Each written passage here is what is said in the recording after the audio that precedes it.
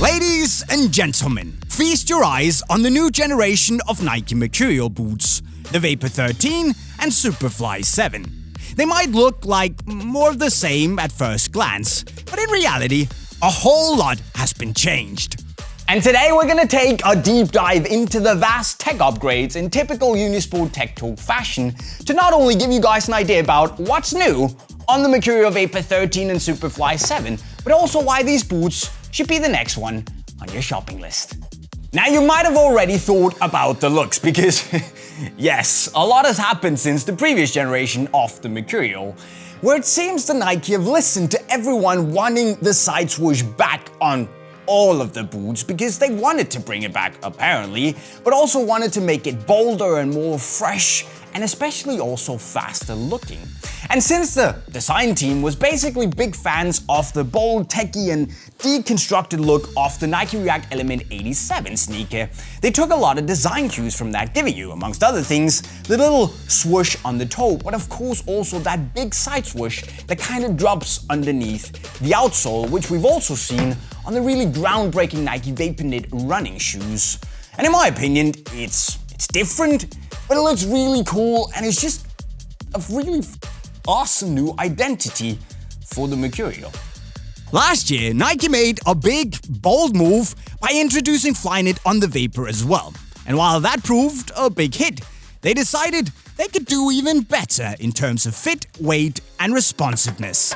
Now the uppers on the Vapor and the Superfly are still made out of Flyknit, but Nike have kind of taken a new approach and innovated the hell out of it, because instead of using just one type of yarn, they've now used two.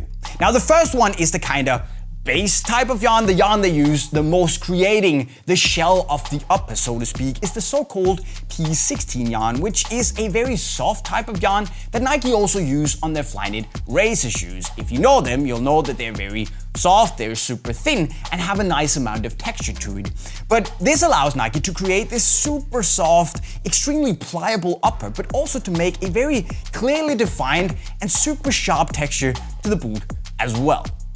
And the reason they can make it this soft is the introduction of what is called high tenacity yarns. Now these yarns are basically very light and they're extremely strong, and they've then been woven into the softer yarn, the base of the upper that we heard about earlier, where they're supposed to give you stability and help the boot in locking your foot down.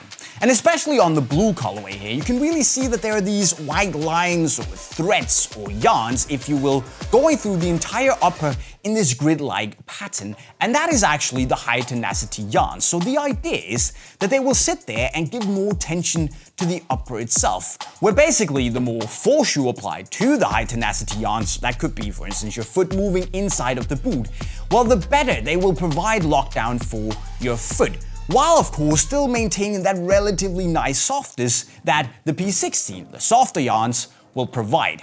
So you can kind of think of it as if Nike engineered the quad fit mesh that we know from the Phantom Vision and the Jumbo Legend 8s into a Flyknit upper, merging two technologies and creating one. Because it's more or less the same concept. But my friends, there is more, because just like last year, Nike have equipped the Flyknit with this thin layer of silicone that they call Nike Skin. But this year, it's thinner and thus softer than ever, meaning that it doesn't restrict the natural softness of the Flyknit as much. It can more or less move along with the Flyknit itself, which is by nature very, very soft.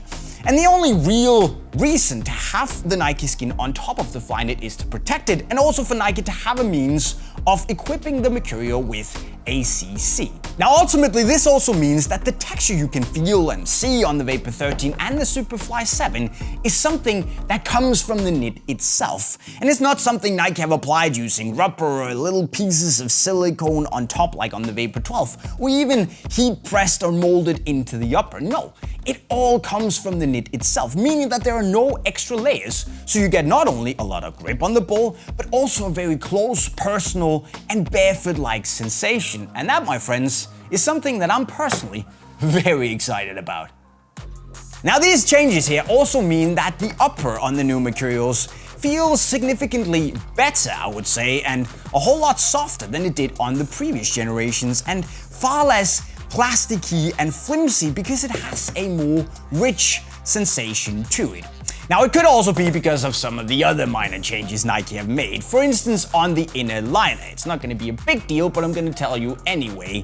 The inner liner is basically this piece of material that sits on the inside of the upper to give you a bit of stability and make it feel nice around your foot. And on the new Mercurial, the inner liner has been perforated a little bit to give you more breathability.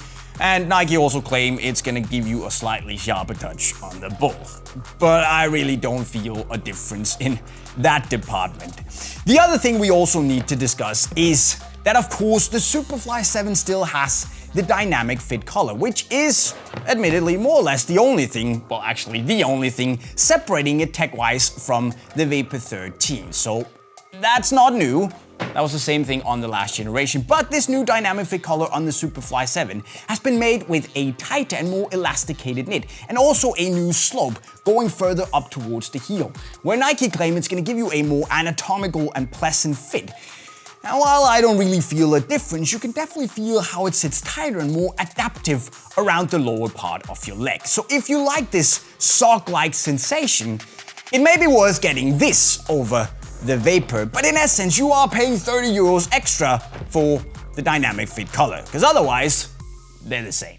But Nike didn't want to only innovate on the upper, so they also took a look at how they could improve the outsole, and here they went in and they added a stiffer piece of material underneath the forefoot, which they call the Aero Track Spine. And in essence, it gives you a little bit of a more sturdy material to give you a more powerful energy return and a better snapback when you push off, to give you a really responsive sensation and a very, very aggressive feel. And to add to that aggressive feel, Nike actually also made the studs on the new Mercurials 1 millimeter longer. Not only because players simply ask to have them more durable, and the longer they are, the, well, basically longer it takes for them to be worn down to an unacceptable length, but simply it also means that it adds a more aggressive grip when you want to push off. And oh, finally also Nike added a cutout in the heel outsole part. I'm not really sure why, apart from making it look cooler, but I guess everything doesn't have to be high science after all. So there you have them, my friends, the brand spanking new Vapor 13 and Superfly 7, which I'm personally very, very excited about, and I'm gonna tell you a lot more about my verdict on these in my review that drops in a couple of days. But until then, you should let me know what you guys think in the comment section right down below. And then you can actually go and cop a pair of these new guys for yourself in either the blue or the black colorway from your favorite neighborhood boot pusher, unisportstore.com, if you click the link right over there. Now, what you should also do before you bounce is to make sure you're subscribed and that you ring the bell to get a little ding notification when my review drops very, very soon. And with that said, guys, I'm signing off. Cheerio.